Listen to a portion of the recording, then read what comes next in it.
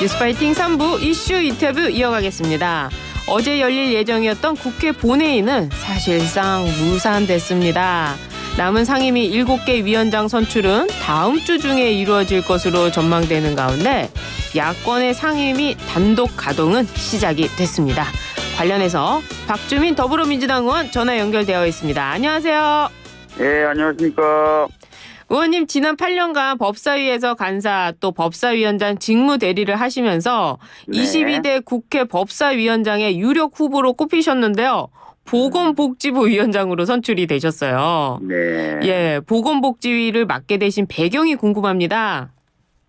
제가 당에서는 을지로 위원장을 하고 있어요. 아, 네. 예, 사실 을지로 위원장을 처음 맡았을 때부터 상임위를 좀 보복이나 환노위 쪽으로 옮기면 어떻게 하느냐는 제안을 계속 받았었고, 예. 최근에는 이제 당의 이재명 대표님이 위원장으로 있는 기본사회위원회 수석부위원장 제안을 받은 상태였어요. 그러다 보니까 또 그 당시도 네. 이제 보복이 쪽에 가서 이제 기본소득이라든지 각종 기본 시리즈를 좀 관리하고 발전시키는 역할, 이런 얘기들 계속 들어왔거든요. 예. 그러다가 이제 보복위원장도 제안을 받게 돼서 그렇게 결정하게 되었습니다. 아, 예. 활동 중에 계셨군요. 네. 근데 이 법사위원장에 이 정청래 의원이 법사위원장이 되셨는데 네. 이에 대해서 야당에서는 입법 네. 독주와 각종 특검 정권 압박을 하기 위함이다. 이렇게 공격하고 있습니다. 어떻습니까?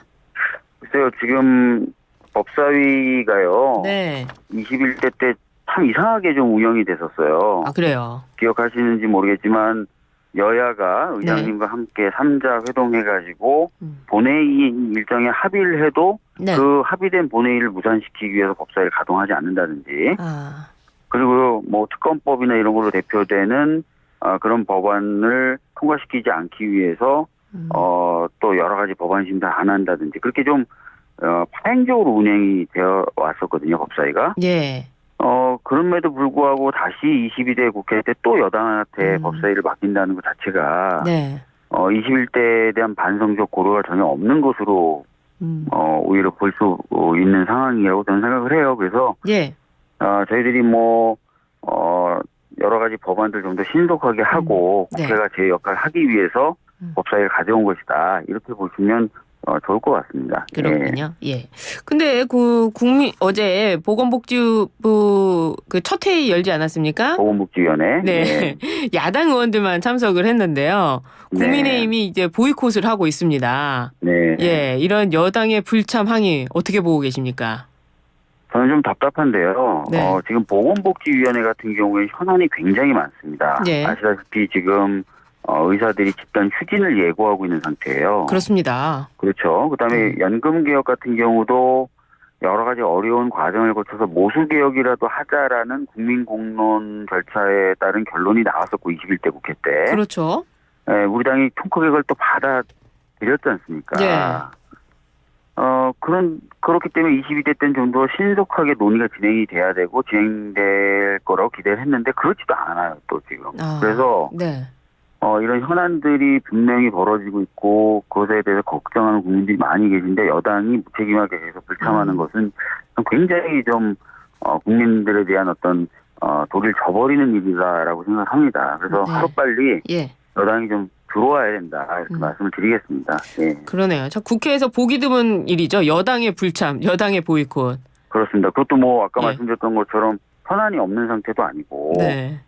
진짜 현안이 있잖아요. 그러니까 그러게요. 네. 들어와야죠. 들어와야 예. 되는데 네. 국민의힘에서 어떻게 들어올지 또 명분도 필요한 것 같습니다. 네. 그런데 여당이요. 네. 특별위원회를 운영하고 네. 지금 공무원들을 또 따로 부르고 있습니다. 네. 예, 공무원들의 입장만 좀 난처해지는 거 아니냐, 이런 우려도 나오는데요. 실제로 제가 이제 비공개로 공무원들을 만나보면 굉장히 부담스러워요. 아, 그래요. 이후에 이제 국회와의 관계나 이런 것들도 본인들이 생각할 수밖에 없지 않습니까? 그리고 네. 국토부라든지 보건복지부가 최근에 발표한 내용들 보면은 입법적인 뒷받침이 필요한 일들이 굉장히 많아요. 네. 그러니까 사실은 국회가 정상적으로 가동되는 게 필요한 거 아닙니까? 필요하죠. 그래서 국회 가동의 필요성이 큰데 가동이 안 되는 점도 부담스럽고, 근데 특정 정당한테만 가서 계속 보고하라 그러니까 전체 국회와의 관계 설정도 애매해지고 힘들어지고, 하여튼 굉장히 힘들고 어려워해요. 예. 아, 그렇군요. 이 대통령실에서는요, 이 네. 야권의 상임위원장 단독 선출에 제2요구권 명분이 견고해졌다 이런 입장인데요. 그 정치권 안팎에서는 앞으로 이 거대 야권의 입법 독주와 또 윤 대통령의 제2요구권이 무한 반복될 가능성이 있다 이런 뭐 우려의 시각도 있습니다. 어떻게 보십니까? 글쎄요, 만약에 이제 그런 상황이 벌어지면 굉장히 답답할 텐데요. 네. 저는 대통령실 그런 발언들이 매우 부적절하다고 봐요. 아, 그러니까 그래요. 무슨 얘기냐면 네. 이런 식으로 얘기한단 말이에요. 언론 보도에 따르면 여야가 합의하자는 법안은 뭐 거부권을 행사하겠다 이렇게 얘기를 하는 거예요. 네. 이 얘기는 너무 당황스럽고 황당한 얘기죠. 무슨 얘기냐면 네. 내용도 이런 거 안 따지겠다는 거 아닙니까? 필요성도. 아, 예. 그리고 소수 여당이 사실 이제 대통령을 통해서 행정부, 그다음에 국회까지 다 장악하겠다는 거 아니에요. 여당이 합의해주는 법안만 거부권 행사 안 한다는 얘기는. 그런 또 의미가 있네요. 그래서 이거는 사실은 상권 분리고 완전히 위배한 얘기인데 이런 얘기를 막 한단 말이에요. 지금 언론을 대상으로. 예. 굉장히 문제 있는 발언이라고 생각하고요. 네. 오죽하면 일부 전문가들이나 또는 정치평론가들이 이런 식으로 거부권 행사하는 것 자체가 탄핵 사유가 될 수도 있다. 이런 얘기들까지 나오잖아요, 지금. 예. 그러니까 그런 것들을 좀 신중하게 판단할 필요가 있어요. 예. 그래요. 예. 우원식 국회의장이요. 남은 7개 상임위 선출을 연기하기로 했는데요. 네. 사실 민주당은 바로 이 선출을 하자라는 입장 아니었습니까? 네. 근데 우원식 국회의장의 입장과 당의 입장은 좀 다른 것 같습니다. 어떻습니까? 제가 뭐 우원식 의장의 진짜 속마음이나 계획을 정확하게 알 수는 없고요. 네. 그런데 아마 우원식 의장님도 이런 그 시간이 길게 가는 것에 대해서 원치 않을 겁니다. 그래서 적어도 뭐 다음 주 정도까지, 다음 주 초반 정도까지만 보고 계속 국민의힘이 7개 상임위 등에 대한 의견을 제출하지 않으면 국회법에 따른 절차를 진행하지 않을까 싶어요. 아, 예. 그래요. 그래도 민주당에서는 네. 거대 야당이고 또 뭐 소수 여당이고 하니까 서로 네. 간에 뭐 협상 좀 서로 양보하고 이런 부분 있을 수 있는 거 아닙니까? 국민들 볼 때는 또 그럴 수도 있을 것 같은데요. 이 7개 상임위 이게 이제 뭐 양보가 안 되는 겁니까? 있는 상임위도 이미 끝났고요. 아니, 지금 저희들은 이제 11대 7이라는 배분 구조를 제안을 했는데 이거는 의석 배분 비율에 따라서 국회에서 정해져 있는 배분 비율입니다. 네, 그래서 그렇죠. 그걸 제안을 했고 예. 그다음에 이제 법사위나 운영위를 우리가 해야 되겠다라고 얘기를 해서 그거를 이제 가져온 거죠. 그리고 그 가져온 거에는 저는 충분히 합리적인 이유와 명분이 있다고 봅니다. 아까 법사위 말씀을 드렸고 네. 운영위 같은 경우에는 국회가 정부를 견제하는 데 있어서 핵심적인 상임이에요. 예. 근데 이번에 이제 총선 민심은 국회가 네. 야당이 정부를 좀 견제하라는 민심 아니었습니까? 그러면 당연히 이제 핵심적인 상임위를 가져오는 게 맞고 또 하나 네. 21대 국회 때 제가 이제 운영위 간사를 할 때 말미에 네. 운영위 소집 요구를 제가 7번을 해요. 아, 그래요. 7번을 연속으로 하는데 네. 몇 번 받아들여졌을 것 같습니까? 몇 번이나 받아들여졌습니까? 단 한 번도 받아들여지지 않았어요. 아, 그랬군요. 한 번도 안 열었어요, 운영위를. 아, 그랬군요. 그 한 번도 운영이 안 열 거면서 이렇게 네. 운영위를 자기네들 달라라고 얘기하면 그걸 어떻게 수용합니까? 아, 그러네요. 그래서 이런 과거에 네, 그런 일이 있었군요. 있어요. 국민의힘이 해놓은 일들이 있어서 네. 저는 아까 말씀드렸던 대로 이게 충분히 명분도 있고 합리적인 이유도 있어서 네. 자꾸 이제 본인들 생각만 하지 말고 네. 국민의 민심과 또 본인들이 해놨던 일들 이런 거 생각하면서 이제는 좀 나머지 7개 정도를 받아서 국회가 정상적으로 운영되도록 할 필요가 있다는 말씀 다시 한번 드릴게요. 네. 예. 근데 그 천하람 개혁신당 원내대표가요. 네. 박찬대 원내대표를 만나서 네. 그 민주당의 최혜병 특검을 받으면 법사위를 여당에 주자 이러면서 이제 조건부를 제시했습니다. 네. 예, 민주당은 재고의 여지도 없는 겁니까? 글쎄요, 뭐 이거는 뭐 지도부가 판단할 문제라서 제가 이제 이 자리에서 갑론을박하기는 좀 어려울 것 같은데요. 예. 두 가지 이제 그 의문은 들어요. 첫 번째는 그러면 최혜병 특검법을 저쪽이 받을 거냐? 저는 뭐 그 가능성도 거의 없다 보고요. 예. 두 번째는 이제 법사위에 대해서 이게 야당이 가져야 된다는 게 아까 말씀드렸던 국회 운영의 정상화라는 측면의 의미도 있는 거거든요. 네. 그래서 이런 것들 뭐 적절히 지도부가 고려하지 않을까, 고려해서 판단하지 않을까 싶습니다. 네. 그래요. 알겠습니다. 이 법사위 얘기, 그 상임위 얘기는 여기까지 하도록 하고요. 네네. 이재명 대표의 뭐 기소 여부 안 물어볼 수가 없는데요. 네. 이게 대북 송금 뇌물죄로 기소가 됐는데 또 하필이면은요 이화영 네. 전 부지사의 1심 유죄를 선고한 이 재판부에 배당이 됐습니다. 전산으로 뭐 자동 배정됐다 이렇게 나오는데요. 네. 어떻습니까, 민주당 입장에서는요? 저는 뭐 전산 배당이다 이렇게 좀 해명은 하고 있는데 네. 객관적으로 봤을 때 그리고 네. 외부적으로 봤을 때 사회적으로 봤을 때 좀 우려가 자아내면 과거에도 재배당한 사례가 있었거든요. 아, 재배당. 왜 이렇게 말씀을 드리냐면 네. 사실 이제 이 쌍방울 대북 송금 사건 관련해서 안 부수라는 공무원 중에 한 명이 재판을 받을 때는 쌍방울의 주가를 부양하기 위한 행위였다라고 판단이 된 바가 있어요. 예. 그런데 불과 1년 좀 남짓한 사건에서는 또 이게 대북 송금 자체가 이제 이재명 전 지사를 이재명 대표님을 위한 것이다라고 상반된 판결이 나왔단 말이에요. 두 재판부에서. 아, 그렇군요. 그렇죠. 그러면은 사실은 그 두 재판부가 아닌 제3의 재판부에게 네. 한번 이 사안을 검토시키는 게 오히려 맞을 텐데 한쪽 결론을 낸 재판부에 사건을 배당했다는 거는 외부에서 보기엔 이미 결론이 정해진 것처럼 보이잖아요. 그러네요. 예. 그래서 이렇게 될 경우에는 이제 법원의 신뢰 이런 것들이 훼손될 수 있기 때문에 네. 약간 이런 부분은 조정이 필요하지 않나 이렇게 싶습니다. 예. 당 차원에서의 어떤 대응은 없습니까? 글쎄요, 오늘 제가 잠깐 들어보니까 오늘 법사위가 마침 또 열린다고 합니다. 오, 그래서 네. 법사위에서 이제 관련된 질문을 법원행정처장을 상대로 할 것 같고요. 예.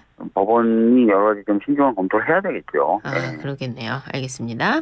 근데 국민의힘에서는요. 네. 이재명 사법 파괴 저지 특위 이걸 구성했습니다. 네. 강력 투쟁을 예고한 건데요. 네. 추경호 원내대표는 민주당이 이재명 대표를 방어하기 위해 특검법도 발의하고 검판사 탄핵과 판사 선출제까지 운운한다. 이렇게 비판을 했습니다. 이거 어떻게 보셨습니까? 글쎄요, 뭐 예전부터 판사나 검사에 대한 국민의 직접 선출 이런 얘기가 있어 왔죠. 예. 다 아시는 것처럼 저도 이제 검사장에 대한 직선제를 20대 국회 때 발의하기도 했었습니다. 그렇습니다. 그리고 또 아마 이제 아실 텐데 미국이라든지 다른 나라에서는 이렇게 직접 판사나 검사 선출하는 제도를 운영하고 있는 나라들도 있어요. 네. 그렇기 때문에 이게 뭐 지금 말하는 것처럼 뭐 그런 거다라고 표명하는 거는 좀 좀 답답한 것 같고 잘 모르셔서 그럴 수도 있고 좀 답답하고 예. 좀 시기적으로 그런 게 아닌가 싶어요. 아니 20대 때부터 계속 얘기했는데요, 뭐. 그래요. 알겠습니다. 답답하다. 네. 국민의힘 답답하다 이 말씀이시네요. 네. 네. 권익위 얘기로 좀 넘어가 볼게요.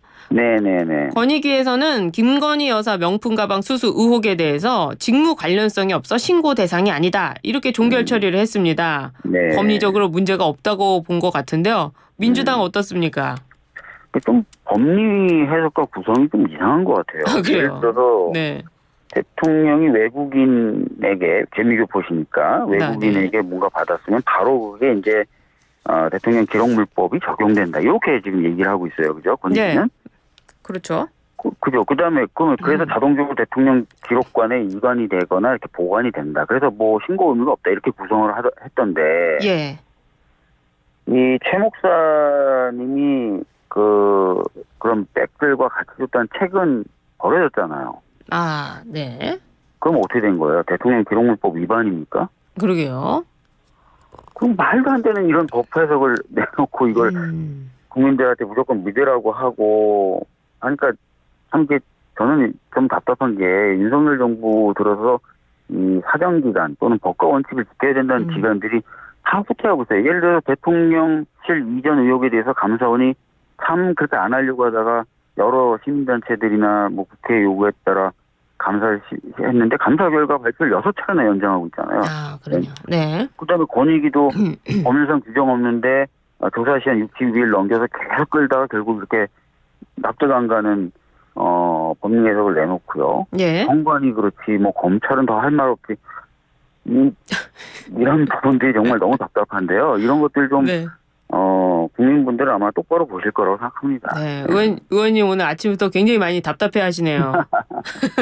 아니, 그래서 보세요. 그럼 같이 선물 받은 책들도 다 대통령 기록물 이전이 돼야 되는데 그건 왜 다 쓰레기통에서 예. 나오냐고요. 그러면 그거 네.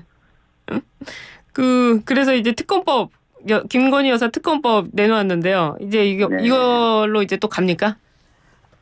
사실 지금 검찰이 제대로 수사를 안 하고 있죠. 예. 예를 들어 도이치모터스 주가 조작 사건도 뭐 탈탈 털었다고 말은 하지만 사실 서면 조사 한 번 받은 거고 그 서면 조사 내용도 최근에 공개가 됐잖아요. 네. 굉장히 부실하고 형식적이었던. 그런데도 수사가 지금 진행이 안 되고 있지 않습니까? 그럼 어떡합니까 도대체 이런 거는. 그러니까요. 네. 네. 또 오늘 울분을 토하시네요. 또. 알겠습니다.